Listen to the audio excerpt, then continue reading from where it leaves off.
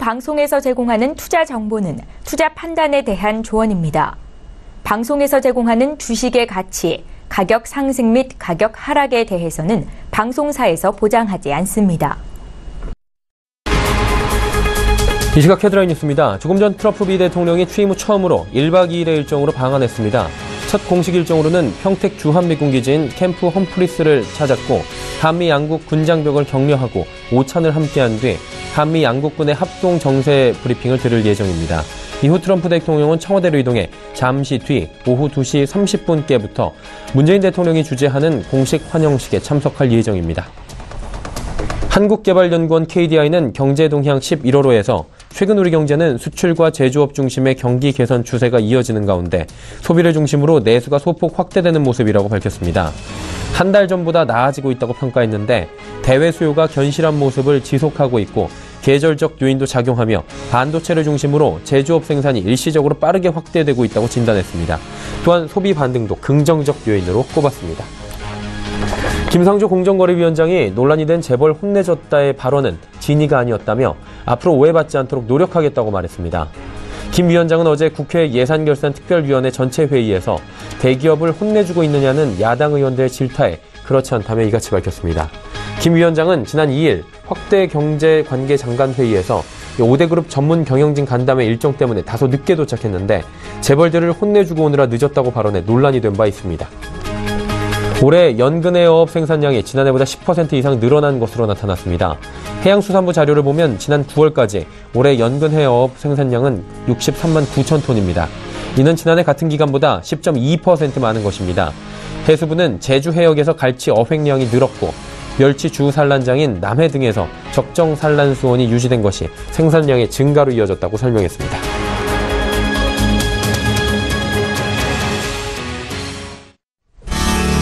시청자 여러분 안녕하십니까. 오늘장 내일장 1부 출발하도록 하겠습니다. 오늘장 내일장은 오늘 특집으로 준비가 됩니다. 조금 전 헤드라인 뉴스에서도 전해드렸습니다. 트럼프 미 대통령이 방한을 했습니다. 25년 만에 국빈 방문이고요. 이 방한 일정에 맞춰서 저희가 하나하나 짚어볼 예정인데요. 잠시 뒤 2시 30분께는 문재인 대통령 주재하는 공식 환영식에 참석할 예정으로 밝혀졌습니다. 이 부분도 들어오는 대로 저희가 속보로 전해드릴 텐데 일단 중요한 것은 1박 2일간의 일정 동안에 어떤 이야기들이 오가냐 이 부분일 겁니다. 긴박한 부분인 북핵 문제 그리고 사드 문제 그리고 한미 FTA를 비롯해 여러 가지 한미 간의 산적한 현안에 대해서 양국의 정상들이 회담을 가질 예정입니다. 자, 이제 전문가와 잠시 뒤에 이런저런 이야기 나눠보면서 이것들이 또 우리 경제에 미칠 영향, 시장에 미칠 영향까지 짚어보도록 하겠습니다. 자, 이 시각 시황 변동 상황부터 먼저 체크하도록 하죠. 자, 코스피 지수 오늘 낙폭이 조금 있습니다. 크진 않고요. 약보합세입니다. 2543포인트에서 거래가 되고 있습니다. 일중 흐름들 살펴보도록 하겠습니다. 자, 일중 흐름 보시면 지금 6포인트 정도 현재는 하락하고 있는데 장 초반엔 2553포인트대까지 올라가기도 했습니다. 현재는 조금 그래프가 아래쪽으로 빠져내려오는 모습 확인하실 수가 있고요. 수급 주체 체크해 보도록 하겠습니다. 수급 주체 보시면 외국인만 나홀로 사자입니다. 573억 원 정도 외국인 사고요. 개인 기관 동반 매도하고 금융투자 투시는 연기금까지는 사는데 타 주체들이 지금 기관에서 팔고 있는 상황입니다. 자, 시가총액 상위 종목들 흐름 살펴보도록 하겠습니다. 전체적으로 하락입니다. 낙폭이 크진 않고요. 현대차만 오늘 하락이 좀 큰 모습입니다. 2%대 하락입니다. 다음 살펴보도록 하죠. 자, 네이버부터 삼성물산, 삼성바이오로직스까지 모두 빠지고요. 포스코만이 살짝 올라가고 있는 모습입니다. 11위부터 15위까지 살펴보도록 하겠습니다. 자, 현대모비스부터 SK텔레콤까지 모두 빠지는데요. 특히나 오늘 자동차 관련주들이 좀 많이 빠지고 있습니다. 실적 얘기도 있지만 일단 트럼프 대통령이 방한 이후에 한미 FTA 관련된 자동차가 직격탄을 맞을 수 있다라는 관측들이 또 조심스럽게 나오면서 경계 매물들이 쏟아져 나오고 있는 모습입니다. 자, 이제 코스닥 시장 보도록 할게요. 자, 코스닥 지수는 낙폭이 더 큽니다. 700포인트가 살짝 이탈이 돼 있는 모습 저희가 확인할 수가 있습니다. 자, 일중 흐름들 살펴보도록 하겠습니다. 일중 흐름 보시면 703포인트부터 쭉 빠져내려와서 현재 포인트 697포인트대까지 빠져내려오고 있고요. 힘이 좀 많이 빠지는 모습 보입니다. 수급 주체 보도록 하죠. 외국인이 팝니다. 정반대죠. 코스피하고는 외국인이 948억 원 팔고요. 기관 개인 사는데 기관은 소폭 싸고요. 개인이 오늘 1,037억 원 좀 강하게 매수합니다. 시가총액 상위 종목들 살펴보도록 하죠. 전체적으로 낙폭이 있습니다. 셀트리온, 헬스케어 모두 빠지고요. 신라젠까지 4%대 큰 폭의 하락입니다. 이 세 종목이 빠지다 보니까 시가총액 상위 종목들 전체적으로 어렵고요. 예, 오늘 지수도 같이 못 갑니다. 티슈진이 어제 급락한 뒤에 오늘 급등합니다. 20% 이상 올라갔다가 지금도 19% 가까운 상승입니다. 다음 살펴볼까요? 로엔부터 슈젤까지 지금 슈젤 한 종목만 올라가면서 어려운 모습 전체적으로 보여주고 있는 상황입니다. 원달러 환율 살펴보도록 하겠습니다. 원달러 환율은 3원 20전 현재 하락하면서 원화 강세 보입니다.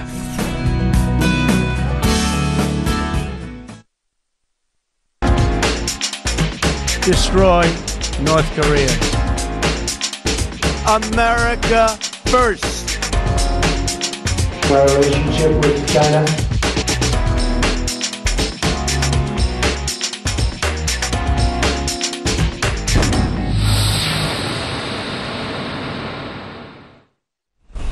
자, 12시 20분께 오산 공군기지를 통해서 트럼프 미 대통령이 방한을 했습니다. 공식적인 일정이 시작이 됐고요. 오산에서 1분 거리인 평택기지로 헬기를 타고 시찰을 하면서 미 장병들을 격려했다. 그리고 잠시 뒤에 청와대로 이동한다라는 이야기까지 들려왔는데 하나하나 좀 자세한 이야기 들어보도록 하겠습니다. 건국대학교 경제학과의 최백은 교수와 함께합니다. 교수님 어서 오세요. 네, 안녕하세요. 예, 오늘 또 중요한 얘기 해주시러 여기까지 오셨는데 하나하나 좀 궁금한 거 풀어보도록 하죠. 아시아 순방에 나섰습니다. 예, 좀 이례적이라고 볼 수도 있고 생각보다 빠르게 왔다라는 측면도 있는 것 같은데 일단은 트럼프 대통령이 사업가 아니겠습니까? 그러다 보니 뭐 결론적으로 직설적으로 좀 여쭤보자면 이득 챙기려고 오는 거 아닌가? 뭐 이런 얘기들도 있잖아요. 방안 자체가 뭐 예, 아시아 일정도 그렇고요. 어떻게 저희가 판단하는 게 좋을까요? 맞습니다. 트럼프 대통령이 전임 대통령하고 차이라고 한다면요.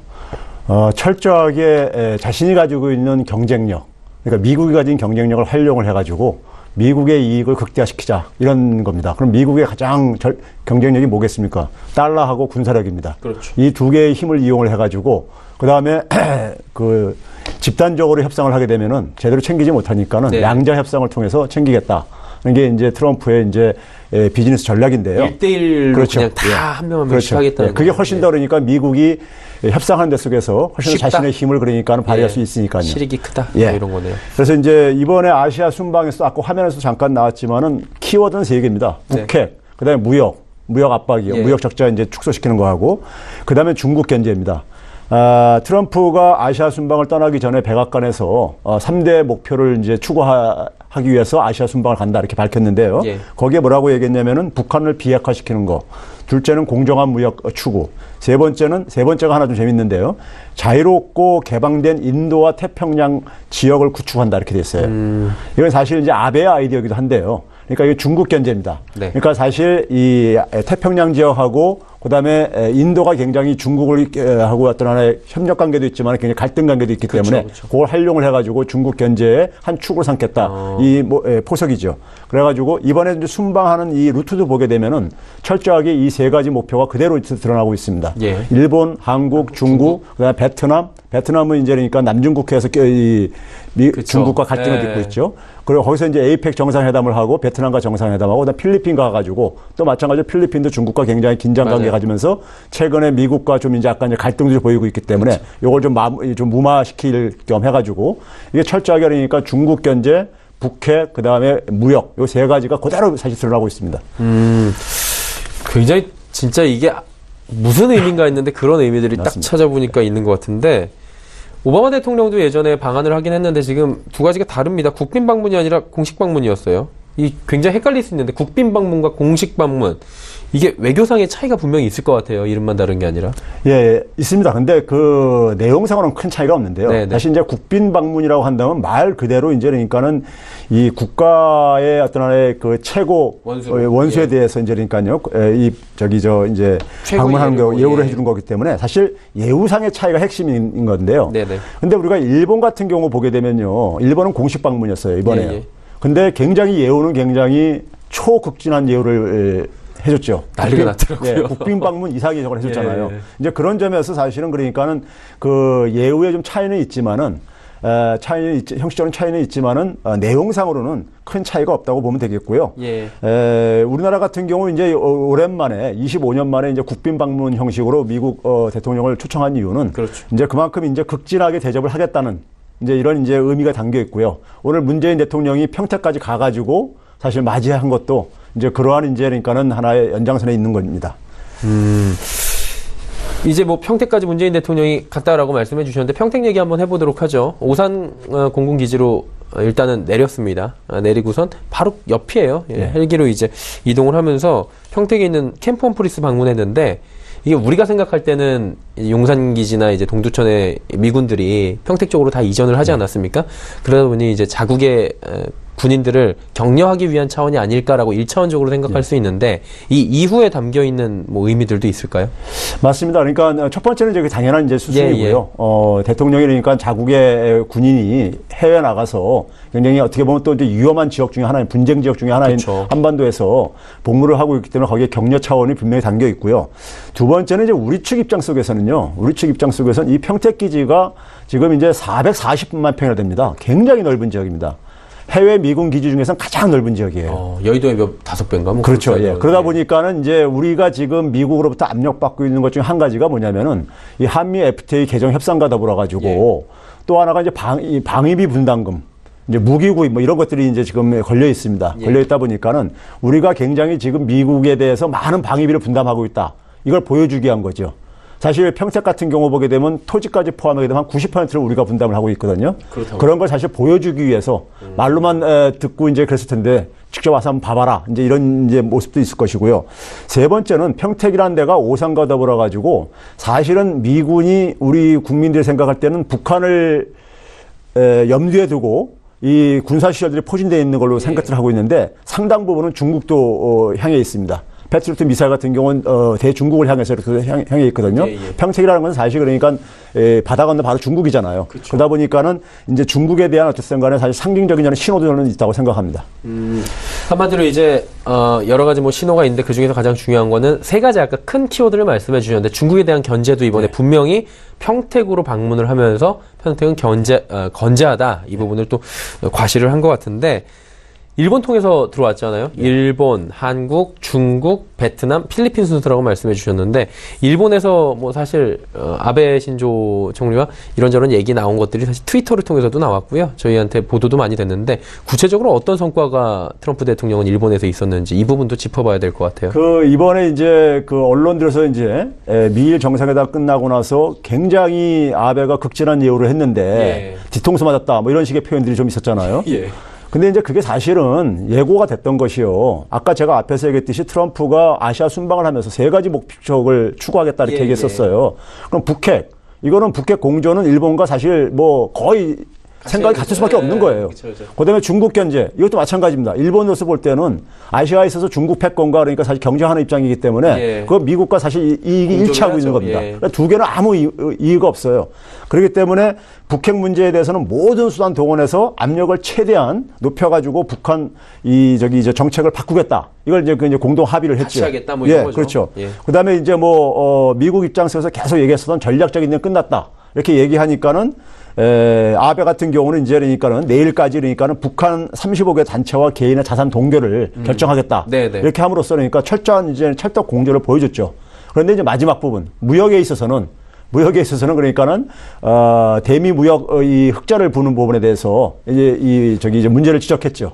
그래가지고 이 무역 부분에 대해서 시정을 그러니까 강력하게 요구하는 이 메시지를 보냈습니다.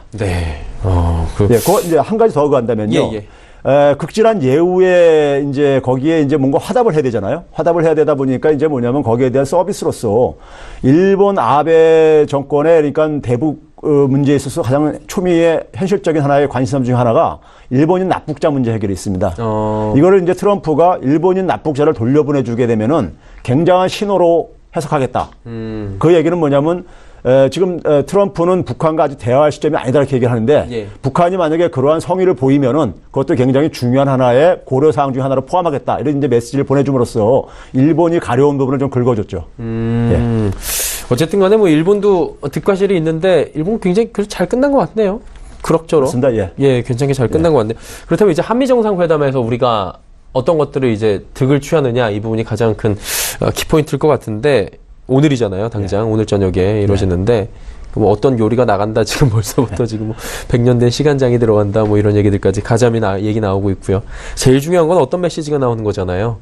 어떤 메시지가 주로 나올 것이라고 보십니까, 교수님은? 근데 일본에서도 그렇게 사실 어떻게 보면 좀 굴욕적으로 보일 정도로까지 예우를 했음에도 불구하고 맞아요. 트럼프가 할 건 다 할 소리는 다 하고 왔어요. 진짜 사업가 같아요, 이런 거. 예, 그러니까 할 소리는 다 하고 왔거든요. 그런 점에서 한국에 있어서는 예외는 아닐 거라고 봅니다. 그러니까 한국에 있어서 지금 이제 초미의 이제 어쨌든 관심사는 이제 한미 FTA 개정 이제 협상이 시작이 이제 되는데 재협상 시작되는데 여기에서 얼마나 우리가 이제 양보를 해내야 될 것인가. 얼마나 우리가 지킬 수 있는 것인가 하는 문제가 하나가 있겠고요. 그 다음에 이제 앞에서도 얘기했지만은 방위비 분담금 문제, 압박이 또 하나 이제 갈려 있을 것이고요. 그 다음에 이제 북핵 공조 문제죠. 우리는 가능한 한 전쟁 없이, 군사적인 옵션 없이 그러니까 군사적 옵션 절대 안 된다는 게 문재인 대통령의 이제 의지고요. 그런 점에서 평화적으로, 외교적으로 좀 해결을 하겠다는 것이고 그런데 이제 미국 입장 속에서는 군사적 옵션은 열려 있다. 이걸 계속 이제 외치 보내고 있죠. 그렇죠. 그래서 그러면서 더군다나 최근에 전략적 인내는 끝났다. 그 얘기는 결국 뭐냐면은 북한이 포기를 안 하면은 북핵과 미사일 포기 안 하게 되면은 군사적 옵션도 그러니까는 배제하지 않겠다는 이런 메시지를 계속 던지고 있는 거거든요.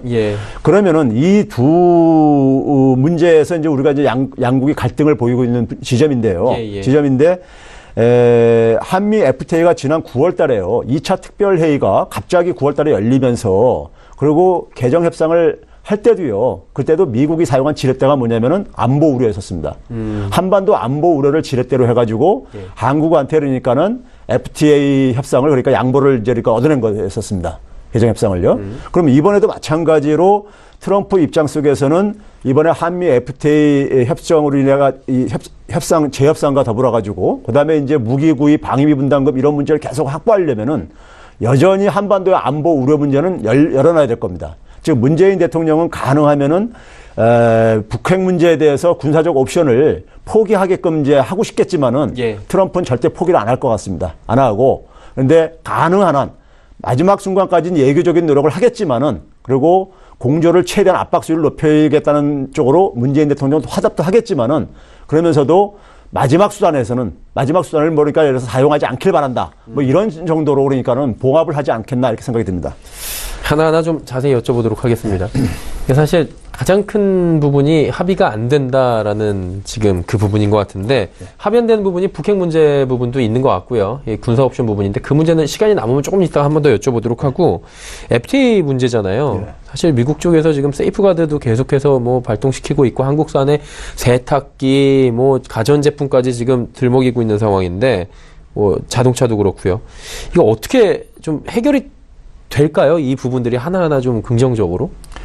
이거는 저희가 좀 제가 볼 때는 우리 입장 속에서 지금 김현종 이제 통상위원장 사건 위원장은 이걸 자꾸만 통상적인 논리로 말은 하고 있지만은 제가 볼 때는 이것은 정치적인 논리로 지금 전개되고 있습니다. 그러니까 아까 앞에서 지적했듯이 9월 달에 2차 특별회의에서 2차 특별회의가 갑자기 열린 것도 그렇고 그리고 나서 2차 특별회의에서 한미 FTA 재협상을 그러니까 하겠다고 이렇게 합의를 이제 그러니까 우리가 양보한 것도 결국은 그 과정에 있어서 그러니까 우리가 8월 달에 1차 특별회의에서 합의했던 내용을 완전히 그러니까 뒤집고 사실은 그러니까 입장을 바꿔가지고 사실은 그러니까 합의를 해줬던 거였어요. 그럼 거기에는 뭐가 작용한 거냐? 그럼 거기에는 김현종의 통상 논리보다는 정치적인 논리였었죠. 그래서 미국 내부에서 그 한미 FTA 재협상을 하겠다고 발표하고 난 이후에 어떻게 이제 지배적인 논평이 뭐였었냐면요. 한반도가 이제 미국에 대한 안보 우산에 이제 덕을 보고 있는데 그 안보 우선에 한국에 의존한 결과 이런 협상의 결과가 나왔다. 이렇게 얘기를 했어요. 그러니까 이것은 결국 뭐냐면 한반도의 안보 문제를 지렛대로 해가지고 미국이 한국한테 그러니까 압력을 가해서 얻어낸 하나의 이득이다. 이렇게 이제 평가했거든요. 그렇다면은 앞으로 그러니까는 협상 과정에서도 그러한 논리는 계속해서 관철될 것이고요. 관철될 때 한 가지 굉장히 좀 이제 우려스러운 부분은요. 2차 특별회의에서 미국 측에서요. 의도적으로 자신들이 원하는 그러니까 굉장히 구체적인 리스트를 제시했어요. 예. 뭘 이제 그러니까는 자기들은 그러니까 협상을 개정하고 싶냐면은 뭐 모든 걸 다시 다 망라했어요. 산업재뿐만 아니라 서비스, 지적재산권, 투자, 농산물 모든 부분을 다 그러니까 이렇게 얘기했습니다. 그 얘기는 결국은 뭐냐면 우리한테 그러니까 상당히 많은 걸 뜯어내겠다는 이런 입장입니다. 그렇죠. 다 뒤집어버리겠다는 거죠. 그렇죠. 있는 예. 것들을. 그럼 이제 우리가 그걸 얼마나 이제 방어하냐는 문제는 우리도 그러니까 예를 들어서 제가 볼 때는 양보를 하는 선을 마지노선을 정해놓더라도 제가 볼 때는 이것을 일회성으로 이제 끝내야 됩니다. 그리고 우리가 양보를 해주면 우리도 얻는 게 있어야 되잖아요. 그렇죠. 얻는 게 결국 뭐냐면 결국 안보 우산 때문에 생긴 문제이기 때문에 그러면 적어도 트럼프한테 한반도 문제에 대해서 북핵 문제에 대해서 군사적 옵션은 그러니까는 사용할 경우엔 최소한 남한의 그러니까 한국 정부의 동의를 얻어서 하겠다. 이러한 그러니까 합의라도 예. 얻어내지 않으면요 계속 이 문제로 인해서 계속 질질 끌려갑니다. 내년에는 이제 분담금 문제, 그 다음에 이제 무기 구입 문제를 계속 끌려갈 거예요. 그렇죠. 그렇기 때문에 이것을 매듭을 이제 저는 지어야 된다고 생각하는데 만약에 그게 타협이 안 된다면은 한미 FTA 폐기까지 우리는 강수까지 우리가 고려를 할 필요가 있다고 생각하는 게 미국 측에서 한미 FTA 폐기를 절대 원치 않습니다.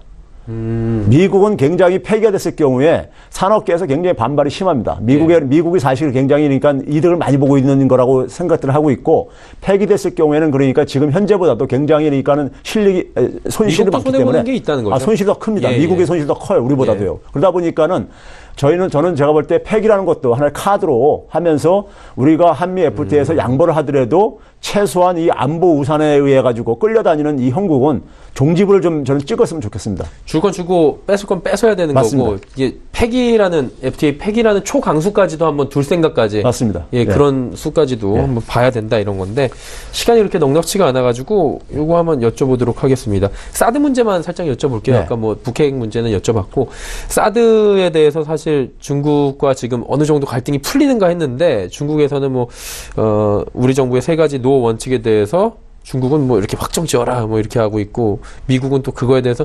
글쎄라는 측면인 것 네. 같은데 사실 이제 사드를 바라보는 두 나라의 모습이 이렇게 첨예하게 아직도 다르다는 거잖아요. 이 부분이 좀 이번에 정상회담에서 해결이 날까요?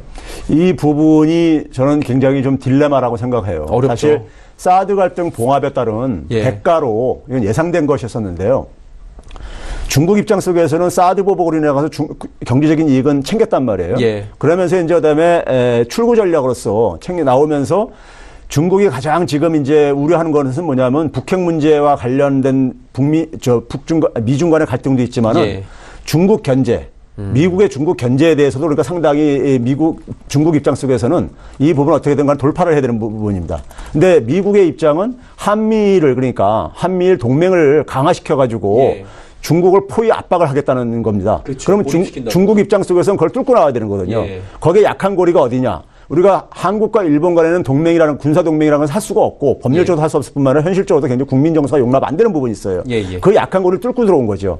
그래서 이 한미일 동맹의 그러니까 이 고리를 좀 느슨하게 만들어는 와해시키는 이 부분이 바로 3불에 이제 깔려져 있는 부분이고 예. 그러다 보니까 자연히 미국 입장 속에서는 한국과 일본 간의 갈등은 알지만은 한미일 그러니까 이 협력 관계가 중국을 견제하기 위해서 굉장히 필요한 하나의 이제 수단이거든요. 그런 점에서 미국 입장에서는 불쾌할 수밖에 없는 거죠. 그렇죠. 근데 이게 이제 우리 정부에서는 균형외교라는 말로 포장을 하고 있지만은 균형외교가 되려면은 우리도 그러니까 중국과 미국에 대해서 어느 정도 힘을 확보할 때 가능한 겁니다.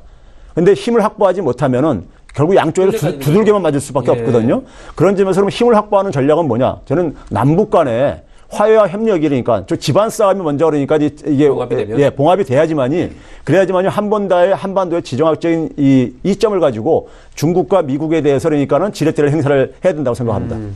이것만 이제 마지막 질문을 여쭤보고 가도록 하겠습니다. 예. 내일 트럼프 대통령이 국회 연설 예정돼 있다. 이거 굉장히 이례적인 부분 아니겠습니까? 아시아 순방 중에서는 우리나라가 유일하다라고 하는데 어떤 메시지 구체적으로 나올 걸로 예상을 하십니까? 뭐 사람들은 이제 그러니까는 국회라는 게 국민의 대표, 국민들을 상대로 하는 연설이기 때문에 이제 중요한 의미를 부여하는 것도 있겠지만요. 예. 트럼프는 자기 할 얘기 다 할 겁니다. 자기 할 얘기란 결국 뭐냐면은 공정무역 강조할 것이고요. 그 다음에 대북 문제에 대해서 그러니까 한미동맹 강화, 국관원 강화 이것도 이제 얘기할 것이고요. 그러면서 거기에 대해서 우리가 북한 문제에 대해서 우리 정치권이 굉장히 지금 의견 차이가 굉장히 존재하고 그렇죠. 있잖아요. 여야가. 이 부분을 저는 트럼프가 삐집고 들어올 가능성이 있습니다. 그렇기 때문에 적어도 외교 문제에 대해서는 그러니까는 우리도 초당적으로 좀 협조하는 모습을 좀 보였으면 좋겠습니다. 예, 여도 야도 없다. 네. 안보회의에서는 뭐 그렇게 말씀을 해주시는 것 같습니다. 자, 트럼프 대통령의 방한과 관련해서 최백은 건국대학교 경제학과 교수와 이야기 나눠봤습니다. 교수님 감사합니다. 네, 감사합니다.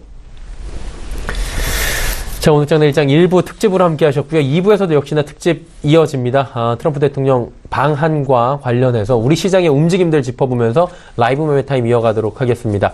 자, 두 분의 전문가와 함께 할 텐데요. 헌터스 경제연구소 김진석 소장, DB금융투자 버머지점의 김치균 대리와 돌아오도록 하겠습니다. 2부에서 뵙겠습니다. 고맙습니다.